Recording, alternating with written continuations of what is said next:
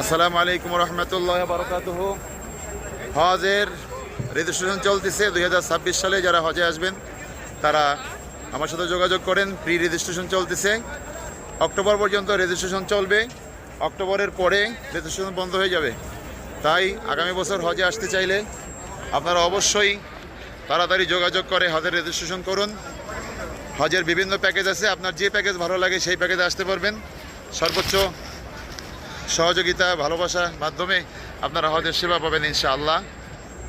বিদেশে যারা আছেন, যাদের মা বাবা গার্জিয়ানদেরকে মুরব্বীদেরকে হজে পাঠাতে চান অথবা উমরায় পাঠাতে চান, আমার সাথে যোগাযোগ করবেন। বাংলাদেশের যে কোনো প্রান্ত থেকে আপনার বারবার ঢাকায় আসতে হবে না।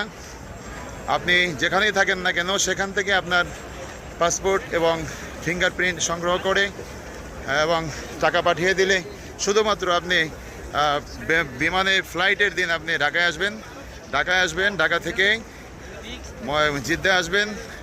ঢাকা থেকে জিদ্দা আসা, জিদ্দা ওমরা করা, ওমরা হজ সহ আপনার জিয়ারা, থাকা, খাওয়া এবং ঢাকা এয়ারপোর্ট পর্যন্ত পৌঁছে দেওয়া এই প্যাকেজের মধ্যে থাকবে।